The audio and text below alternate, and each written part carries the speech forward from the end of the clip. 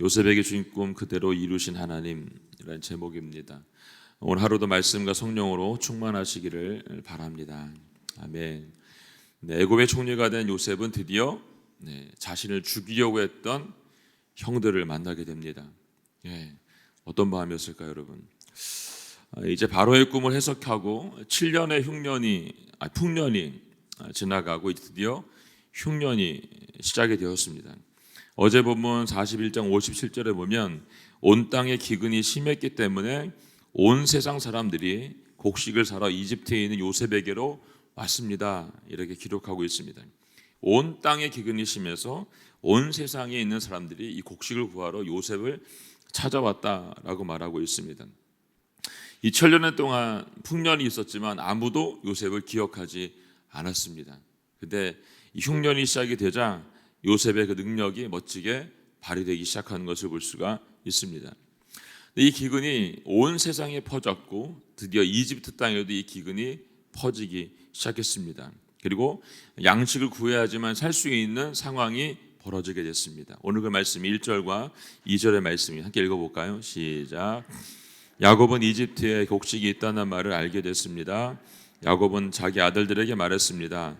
너희가 어째서 서로 얼굴만 바라보고 있느냐?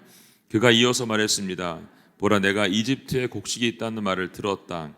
그곳에 내려가 우리를 위해 곡식을 좀 사오라. 그러면 우리가 죽지 않고 살 것이다. 아멘. 야곱의 집에도 이제 먹을 게 떨어졌어요.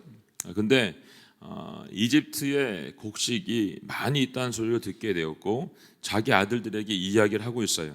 너희가 어째서 서로 얼굴만 바라보고 있느냐라고 얘기를 하고 있는 상황이에요. 그 얘기를 야곱만 들은 게 아니고 모든 식구들이 들었고 그 아들들도 모두 들었을 거라는 거죠. 근데 들었는데 지금 곡식이 떨어져 가서 언제 어떻게 될지 모르는 상황이 됐으면 대처를 해야 되는데 지금 아들들이 서로 얼굴만 쳐다보고 있는 상황인 거죠. 그래서 야곱이 답답해서 너희가 어떻게 해서 서로 얼굴만 바라보고 있느냐라고 말을 하고 있는 거예요. 야곱의 입장에서는 굉장히 답답한 거죠. 지금 가족들이 이렇게 많이 있고 부양해야 될 가축들이 이렇게 많이 있는데 아무것도 안 하고 서로 얼굴만 쳐다보고 있는 그 아들들을 보면 답답한 거죠. 근데 반대로 아들들의 입장에서는 이집트는 생각하고 싶지 않는 장소예요. 왜냐하면 동생 요셉을 팔았던 장소이기 때문에 그렇다는 거죠. 그래서 그 나라에 대해서 기억하고 싶지도 않고 가고 싶지도 않은 나라예요. 사람들이 거기에 곡식이 있다고 말을 했지만 아직은 먹을 게 있기 때문에 서로 얼굴을 쳐다보고 있는 상황이에요. 근데 멀리 보면 결국 곡식이 떨어지게 될 것이고 우리 모두가 어려움을 당하게 될 것이라고 하는 것을 야곱은 알고 있었다는 거죠. 그래서 빨리 가서 곡식을 구해오라고 얘기를 하고 있는 거예요. 자기들이 팔아넘겼던 요셉이 어떻게 살고 있는지 모르기 때문에 그 땅에 가면 그 요셉에 대한 기억이 생각이 날까 봐 지금 그들의 마음은 되게 어려움이 있어요. 양심의 가책을 느끼게 되고 말할 수 없는 고통이 그들 안에 있다는 것을 우리가 말씀을 통해서 볼 수가 있습니다. 근데 그곳에 가서 이제 가족을 부양하기 위해서 야곱의 명령을 따라서 그곳에 가게 됩니다. 또 이 부분을 하나님의 관점에서 보면 이런 것 같아요. 세상적으로는 기가 막힌 지금 기근이 와서 모두가 죽게 되는 이런 상황 가운데 빠져 있죠. 근데 하나님의 섭리를 보게 되면 이 기근이 있어야 형들을 만날 수가 있는 거예요. 하나님의 이 기근을 통해서 요셉과 형들이 만날 수 있는 계기를 마련해 주고 있는 것을 볼 수 있습니다. 아마 이 일이 있지 않았으면 형들 중에 10명 어느 누구도 이집트 땅에 가지 않았을 겁니다. 이집트 땅에. 왜 우리 그 나이 드신 분들도 뭐 아시겠지만 우리 뭐 시자 별로 안 좋아하시잖아요. 시자 나오면 어려워하시잖아요. 아마 형들도 이자 나오면 굉장히 어려웠을 것 같아요. 거기 가라 이렇게 말할까 봐 되게 어려웠을 것 같아요.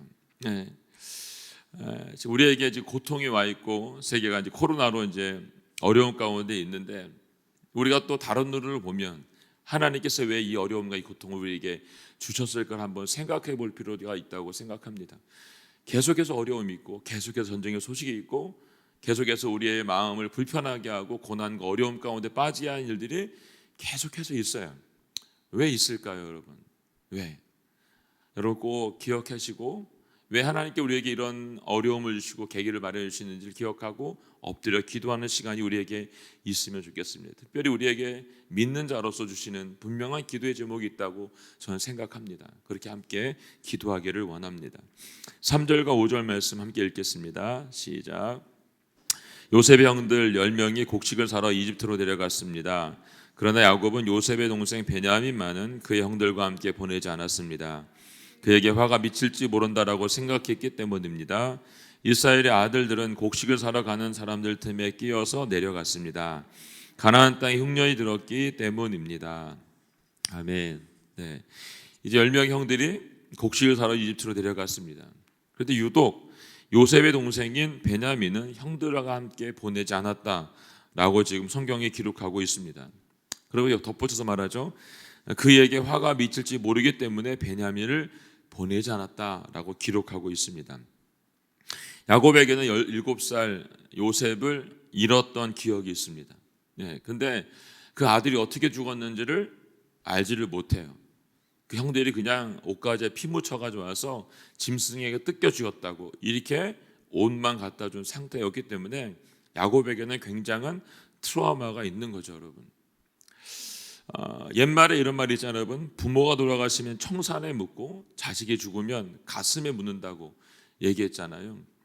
야곱은 지금 이 요셉을 자신의 가슴에 묻은 거죠. 너무너무 고통스러운 순간이 그에게 있었고 이 베냐민을 잃고 싶은 마음이 야곱에게는 추호도 없어요. 조금도 없어요. 성경이 말하고 있는 것처럼 그에게 화가 미칠지 모르기 때문에 그를 보낼 수가 없는 거예요. 왜? 자기가 정말로 사랑했던 라헬이 낳은 두 자녀 중에 마지막 한 명 남은 자매이기 때문에 그 아이를 내보낼 수가 없는 상황이 된 거예요. 지난주에 우리는 이태원의 이 참사로 인해서 많은 부모님들이 지금 자식을 가슴에 묻은 것을 보게 되고 기도하고 있습니다. 저는 하나님의 크신 위로가 유가족 모두에게 임하기를 원하고요. 우리가 함께 그렇게 기도하기를 원합니다. 이제 야곱의 아들들은 가고 싶지 않은 이집트 땅에 아버지 야곱과 기근의 고통을 떠밀려서 어쩔 수 없이 이제 양식을 구하러 떠나게 되었습니다. 6절과 8절 말씀 함께 읽어볼까요? 시작. 그때 요셉은 그 땅의 총리가 돼 그 땅의 모든 백성들에게 곡식을 팔고 있었습니다. 요셉의 형들이 와서 얼굴을 땅에 대고 그에게 절을 했습니다. 요셉은 자기 형들을 보자 바로 그들을 알아보았습니다. 그러나 그는 모르는 척하며 그들에게 매몰차게 되었습니다. 요셉이 형들에게 말했습니다. 너희는 어디서 왔느냐? 그들이 대답했습니다. 양식을 사러 가나안 땅에서 왔습니다. 요셉은 자기 형들 알아보았지만 그들은 요셉을 알아보지 못했습니다. 요셉의 앞에 얼굴을 땅에 대고 엎드린 형들을 우리는 보게 됩니다. 이 말씀 우리가 창세기 37장 7절에 나와 있는 말씀을 우리가 기억나게 하는 말씀이죠. 그 말씀이 이렇습니다. 우리가 밭 가운데 곡식단을 묶고 있었어요. 그런데 제가 묶은 단이 일어나 똑바로 섰어요. 그러자 형님들이 단이 제 단을 둘러서서 절을 하는 것이었어요. 라고 이렇게 말을 했습니다. 기억나시죠, 여러분? 이 이야기를 들었던 형들은 화를 내면서 성경은 더욱더 요셉을 미워했다라고 기록하고 있습니다. 이 미움이 결국은 요셉을 팔아넘기게 된 거죠. 근데 정말로 그 꿈처럼 요셉 앞에 형들이 모두 땅에 얼굴을 대고 절을 하고 있습니다. 그것이 바로 하나님의 섭리인 거죠. 이것이 바로 하나님의 큰 그림 속에 하나의 퍼즐을 맞추고 있는 과정 속에 있습니다. 절하고 있는 형들을 요셉은 알아봤어요. 정말로 많은 사람들이 식량을 구하러 왔는데 그 많은 사람들 중에서 형들을 보는 순간 바로 알아봤다라고 성경은 얘기하고 있습니다. 요셉은 상상을 했을까요? 아니요. 요셉도 상상하지 못했을 거예요. 지금 닥치고 있는 이 일들을 보면서 요셉도 당황했을 것 같아요. 지금 자신 앞에 와 있는 형들이 그들 모두가 성경이 말했던 하나님의 꿈으로 보여줬던 것처럼 모두가 절하고 엎드리고 있는 그것을 보면서 수많은 생각과 수많은 그림들이 그 마음속에 스쳐갔을 거라고 저는 생각을 합니다. 제가 서빙고에서 내처치를 섬기고 또 많은 사람들 상담하면서 제가 알게 된 게 있는데 뭐냐면 가족들로부터 온 상처들이 참 많다는 걸 알게 됐어요. 특별히 대한민국에는 이 가족 때문에 받은 상처들이 굉장히 많이 있어요. 이 치유 기록과 상담을 통해서 또 알게 된 비밀인데 그건 뭐냐면 가족에게 상처를 받게 되면 여러분 상처를 준 사람과 상처를 받은 사람들이 만나서 서로 해결을 해야 돼요. 이게 1대1로. 네. 근데 우리나라가 아직도 가부장적인 것이 있어서 이게 굉장히 어렵습니다. 네. 해결할 수 있는 방법이 있어서 그 해결 방법을 제시해 주면 그대로 하면 좋은데 그대로를 못 하세요. 네. 결국 이 문제가 해결이 안 되고 상처를 주신 분들은 결국 돌아가시고 상처를 남은 사람만 남게 되다 보니까요. 해결이 안 돼가지고 그 고통 가운데 너무너무 어려워하신 분들을 참 많이 만났던 기억이 있습니다. 이런 경우는 여러분 방법이 딱 하나밖에 없더라고 보니까요. 하나님을 만나야 이 상처가 치유가 되더라고 보니까요. 오늘 본문의 요셉의 문제도 결국은 형들과 만남을 통해서 서로에게 있는 아픔의 상처들을 해결할 수 있기 때문에 하나님은 그 섭리 가운데 그들 모두를 이 장소로 부른 거예요. 용서를 받아야 할 사람도 용서를 받지 못한 사람도 자신들에게 생긴 이 앙금의 깊이가 깊어지면 깊어질수록 어떻게 되냐면 두려움이 생기고 불안이 들어옵니다. 그리고 잠을 자지 못하게 되고 여러분 진정한 기쁨의 삶을 살아내지 못하게 되는 것들을 나중에 보게 됩니다. 이제 요셉도 이 문제도 형들의 문제도 결국은 하나님의 이 오묘하신 섭리 가운데 드러나게 되고 있고 인간의 상식과 지식으로는 도저히 이해할 수 없는 일들이 지금 계속해서 벌어지고 있는 것을 볼 수 있습니다. 우리 주위에도 기근과 같은 일들은 아니지만 도저히 이해가 되지 않는 고통과 고난을 통해서 또 작고 사소한 일들을 통해서 하나님께서 일하시는 것들을 볼 때가 있습니다. 그 고통과 고난의 순간 때는 이해할 수 없는데 지나고 난 다음에 문제가 해결이 되고 나면 이렇게 말하죠. 그래서 그때 그 일이 내게 일어났었더군요 라고 무릎을 치면서 얘기할 때가 있다는 것입니다. 하나님은 오늘 일하고 계시고 그분의 섭리 가운데 여러분과 저를 모두 부르고 계시다는 것을 기억하시기 바랍니다. 9절부터 13절 말씀 함께 읽겠습니다. 시작. 요셉은 전에 자기가 그들에게 관해 꾸었던 꿈이 생각났습니다. 그가 말했습니다. 너희는 정탐꾼들이다. 너희는 우리 땅에서 허술한 곳이 어딘지를 살피러 온 것이다. 그들이 대답했습니다. 아닙니다, 내 주여. 주의 종들은 양식을 사러 왔습니다. 우리는 한 사람의 아들들입니다. 주의 종들은 정직한 사람들입니다. 저희는 정탐꾼들이 아닙니다. 요셉이 그들에게 말했습니다. 아니다, 너희는 우리 땅에 허술한 곳을 살피러 온 것이다. 형제들이 대답했습니다. 주의 종들이 12형제입니다. 저희는 가나안 땅에 살고 있는 한 사람의 아들들입니다. 막내는 지금 아버지와 함께 있고 또 하나는 없어졌습니다. 아멘. 네. 형들을 알아봤던 요셉이 전에 자신이 꾸었던 꿈이 생각이 났다라고 기록하고 있습니다. 그리고 어떻게 해요? 형들을 매몰차게 밀어붙이기 시작하는 거죠. 형들에게 복수하기 위해서일까요? 트집을 잡아서 넘어뜨리기 위해서일까요? 아니죠, 여러분. 창세기 45장 5절에 보게 되면 요셉은 복수하기 위해서 일을 하지 않았다는 것을 얘기해주고 있어요. 이미 요셉의 마음에는 형들을 용서하려고 하는 마음을 가지고 있습니다. 그는 지금 형들에게 어찌 보면 과거를 돌아볼 수 있는 시간을 주고 있고 회개할 수 있는 시간을 형들에게 기회를 주고 있는 걸 볼 수 있습니다. 요셉은 형들을 정탐꾼으로 몰아붙이죠. 그러나 그들은 자신들의 양식을 사러 왔고 모두가 한 사람들의 아들일 뿐만 아니라 나야 자신들은 정직한 사람이다 라고 고하고 있어요. 그래서 요셉은 더 세게 밀어붙이죠. 너희는 우리 땅의 허술한 곳을 살피기 위해서 온 자들이다 라고 말을 하고 있어요. 이 말에 더 확실한 증거가 필요한 거죠. 그래서 확실한 증거를 대기 위해서 하고 싶지 않은 말을 하게 됩니다. 네. 자신들이 12형제이고 가나안 땅에 살고 있는 사람들인데 지금 막내인 그 아들은 아버지와 함께 있고 또 하나는 없어졌다라고 말하고 있습니다. 없어졌다. 정확하게 말한 건 아니죠. 하나가 또 있는데 그 아이는 지금 없어졌다라고 말하고 있는 거예요, 여러분. 이 말을 하고 있으면서 자신들도 놀랐을 것 같아요. 요셉을 팔아버리고 20년이 지나는 시간 동안 한 번도 저는 요셉을 얘기를 하지 않았을 거라고 생각이 돼요. 형제들끼리 10명이 앉아가 얘기할 때도 요셉과 관련된 얘기를 한 번도 하지 않았을 것 같아요. 그런데 상황이 급하게 돌아가자 자신도 모르는 사이에 자기들도 모르는 사이에 요셉의 이야기가 튀어나오기 시작한 거예요. 여러분 진정한 회개는 자신의 입으로 고백할 때 이루어집니다. 진정한 회개는 잘못된 것을 내 입으로 시인할 때 이루어지게 됩니다. 아까 가족 간에 1대1로 만나야 된다라고 말했잖아요. 여러분, 상처를 받은 사람이 상처받은 걸 얘기하고 상처를 준 사람은 그 상처에 대해서 분명하게 용서를 구해야 됩니다. 그래야 해결이 되는 거예요. 지금 요셉의 형들이 한 번도 생각하지 않은 20년 동안 생각하지 않은 그 일이 툭 튀어나왔다고 하는 것은 그들이 이것을 기억하게 됐다는 것을 다시 한번 알려주고 있는 거죠. 우리에게 문제가 있다고 한다면 그것은 자기 자신을 돌아보고 회개하는 자리로 나오지 않는 게 문제라는 거예요. 여러분, 회개의 자리로 나와야 되고 그 회개의 자리에서 하나님을 만나야 되는 게 맞아요.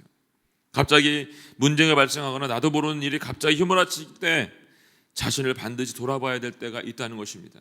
왜냐하면 나도 모르는 사이에 하나님 앞에 우리가 불편하게 해드릴 문제가 있을 수 있다는 것을 얘기해주고 있습니다. 마태복음 18장 24절에 나오는 만달란트를 빚졌던 자들에 대한 얘기가, 종에 대한 얘기가 있죠. 여러분, 그 교훈을 삼아야 돼요. 용서는 대가가 반드시 필요한 거라는 거죠. 그냥 용서가 주어지면 진정한 감사는 나오지 않게 된다는 것을 우리는 그 말씀을 통해서 다시 한번 깨닫게 됩니다. 최근 우리 그리스도인들에게 가지고 있는 문제가 무엇일까요, 여러분? 그것은 우리가 받은 이 구원이 너무 값없이 주니까 값없는 줄 알고 생각하고 산다는 거예요, 여러분. 이게 문제예요. 하나님께서 분명히 자신의 외아들, 독생자 아들을 십자가에 못 박여 죽이기까지 사랑하셨어요. 예. 제가 지난번에 말했지만 자기 자식을 죽여서 다른 사람에게 주는 사람은 아무도 없다고 말했잖아요, 여러분. 하나님 그 일을 하신 거예요. 자기의 독생자 그 외아들을 우리를 위해서 구원시키기 위해서 그 아들을 주었다라고 말씀을 했어요. 근데 그것에 대해서 값을 치르라고 우리에게 말씀하셨나요? 너 구원받았으니까, 은혜 받았으니까 대가를 지불해야지라고 말씀하셨나요? 하나님 한 번도 그렇게 말씀하신 적이 없으세요. 값없이 받았기 때문에 값이 없는 건가요, 여러분? 그렇지 않잖아요, 여러분. 근데 우리 자신들을 보세요. 우리 그리스도인들을 보세요. 예. 정말 이 은혜를 값을 가지고 정말 귀중하게 생각하고 있는지, 이 구원에 대해서 얼마나 우리가 값 있게 생각하고 있는지 돌아볼 필요가 있다는 것이죠. 이 죽음이 없었다면 지금 여러분과 저는 이 예배를 드릴 때마다 뭘 해야 되냐면 올 때마다 양, 염소, 소를 잡아와야 됩니다. 가지고 와야 돼요, 여러분. 여러분, 소, 양, 염소 잡는 게 쉬운 것 같으세요? 아니요, 안 쉬워요, 여러분. 이게 여러분, 제사장 앞에 양, 염소, 제물을 가져와서 드릴 때 여러분, 제사장은 하나님 앞에 드리는 역할만 합니다, 여러분. 꼭 그걸 기억하세요. 자기가 제물을 가져온, 흠없는 제물을 가져온 여러분, 흠없는 제물의 안수도 자기가 하는 거예요. 안수하면서 자신의 회개할 제목들을 거기다가 뒤집어 씌우는 거죠. 그리고 칼을 들어서 직접 죽여야 됩니다. 직접. 네. 죽이는 방법은 여러 가지가 있어요, 여러분. 이 관자놀이를 찔러 죽이는 것, 심장을 찔러 죽이는 것, 동맥을 끊어 죽이는 이 세 가지 방법이 있습니다. 자, 여러분, 세 가지 중에 어느 게 제일 쉬울까요? 네? 이 아침에 이런 얘기를 해서 죄송하지만, 네. 셋 중에 어떤 게 제일 쉬울까요, 여러분? 전문가가 아닌 이상 여러분, 셋 다 어렵습니다. 셋 다. 그리고 한 번 잘못 찌르면, 예, 염소가 가만히 있을까요? 소가 가만히 있을까요, 여러분? 가만히 있지 않아요, 여러분. 난리를 핍니다. 그러면 피가 범벅에서 뛰고 난리가 나는 거죠, 여러분. 그걸 누가 한다고요, 여러분? 제사장이 한다고요? 아니요, 여러분이 하셔야 되는 거예요, 그거를요.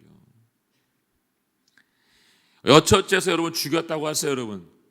그러면 그 다음에는 가죽을 벗겨야 돼요, 여러분.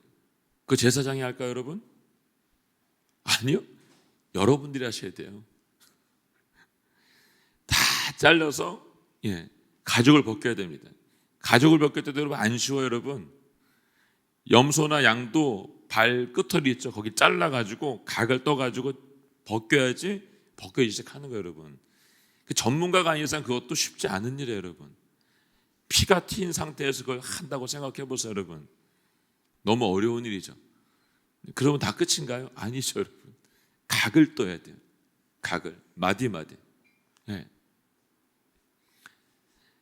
그 모든 거를 여러분들이 해야 되는 거예요. 제사장이 해주지 않아요. 그걸 가져오면 피를 뿌리는 일은 제사장이 합니다.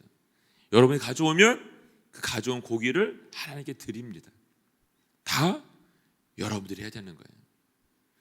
하나님은 예수님을 지금 우리를 위해서 그렇게 단번에 죽이신 거예요. 여러분 이걸 값없다고 생각하지 마세요. 우리가 대신 죽어야 되고 우리가 대신 해야 될 그 일을 하나님이 다 은혜로 해주신 거예요. 여러분, 사성도 여러분, 하나님께서 베풀어 주신 이 은혜를 결코 잊지 마세요. 여러분, 그걸 쉽게 생각하지 마세요. 하나님이 주신 은혜를 날마다 기억하고 아버지 앞에 엎드리고 회개하는 시간들이 우리 모두 가운데 있기를 예수님으로 선포합니다. 14절부터 17절 말씀 함께 읽겠습니다. 시작. 요셉이 그들에게 말했습니다. 내가 너희는 정탐꾼이라 라고 말한 것은 바로 이 때문이다. 그러면 너희를 시험해 보도록 하겠다. 바로의 살아계심을 걸고 맹세하지만 너희 막내가 여기 오지 않는 한 너희가 이곳에서 빠져나가지 못할 것이다. 너희 가운데 하나를 보내 너희 동생을 데려오도록 하자. 그동안 너희는 갇혀있게 될 것이다. 너희 말이 진실인지 시험해 보도록 하겠다. 만약 진실이 아니라면 바로의 살아계심을 걸고 맹세하건대 너희는 정탐꾼들임에 틀림없다. 요셉은 그들 모두를 3일 동안 가둬 놓았습니다. 아멘. 이제 요셉 형들에게 본인들이 말한 것에 대해서 증명하라고 요구합니다. 증명해봐. 니네가 말하들 한번 증명을 해봐라 라고 말하고 있어요. 요셉 형들에게 입을 통해서 말했던 것을 듣게 된 거죠. 안심한 게 뭐예요, 여러분? 아버지가 아직도 살아계시다는 거예요. 첫 번째. 두 번째는 자기가 두고 왔던 정말 사랑했던 베냐민이 거기 있다는 거예요. 얼마나 기뻤을까요, 여러분? 그렇게 보고 싶었던 20년 동안 떨어져 있는 동안에 못 봤던 그 동생이 살아있다는 소식을 듣고 너무너무 기뻤을 거예요. 아버지도 살아계신 걸 듣고 너무너무 기뻤던, 확인했던 순간이 된 거죠, 여러분. 그래서 요셉은 바로의 살아계심을 내가 맹세한다 라고 말하면서 이들을 시험하기 시작해요. 이 말이 사무엘하 15장 21절에 보면 여호와의 살아계심과 내 주 왕의 살아계심을 내가 맹세한다는 말과 동일한 표현을 쓰고 있는 걸 볼 수 있어요. 요셉의 형들은 자신들이 내뱉은 말에 대해서 입증해야 되는 상황이 되어버렸어요. 어떻게 입증해야 돼요, 여러분? 막내인 베냐민이 와서 네, 우리는 한 가족이에요. 아버지가 한 분 계시고요. 저희 형제는 12명이에요. 이렇게 말해줘야 되는 상황이 벌어지게 된 거예요. 그렇지 않으면 정탐꾼으로 몰려서 어떻게 될지 모르는 상황이 지금 벌어지고 있는 거죠. 그리고 그 일이 증명되기까지 한 명만 빼고 나머지는 모두가 어디에 있어야 돼요? 감옥에 갇혀 있어야 되는 신세가 되어버린 거죠. 여기서 갇혀 있다는 헬라어가 아시르인데 요셉이 보디발의 아내의 음모로 인해서 억울하게 감옥에 갇혔을 때 자주 썼던 단어가 이 단어예요, 여러분. 이 말이 여러분, 요셉이 이전에 억울하게 갇혀 있었던 것을 형들에게 짧게나마 경험할 수 있게 해주는 좋은 기회였다는 거죠, 여러분. 3일이라는 짧은 시간 동안 이들은 어떤 생각을 했을까요? 정말 많은 생각을 했을 것 같아요. 거의 20년 동안 한 번도 입 밖에 내지 않았던 드디어 그 요셉의 이야기가 나오면서 성경을 우리가 읽어보면 자신들의 한 행동에 대해서 서로 이야기하기 시작하는 것들을 나중에 볼 수 있습니다. 요셉의 이러한 행동이 결국은 과거 행동들을 생각나게 했고 들춰내게 하는 도구로 쓰이게 되었습니다. 이 일로 결국 진정한 용서가, 회개가 이루어지게 되는 것을 볼 수가 있습니다. 저는 오늘 11월의 첫날 첫째 시간 하나님께 드리고 있는 성도님들의 삶 속에도 아직까지 해결되지 않은 과거의 문제로 고민하고 고통받는 분들이 계시다고 한다면 하나님 앞에 다 회개하는 시간을 갖기를 주님의 이름으로 축원합니다. 사랑하는 성도 여러분, 기억하고 싶지 않은 과거의 비밀이 있다고 하더라도 여러분 묻어두지 마세요. 하나님께 올려드리시고 숨겨놓은 제약들이 있다고 한다면 하나하나 하나님 앞에 회개할 수 있는 시간이 될 수 있기를 바랍니다. 오늘 그 첫날 하나님 앞에 그렇게 드리고 또 새롭게 회개함으로 용서받는 시간이 될 수 있기를 예수님의 이름으로 선포합니다.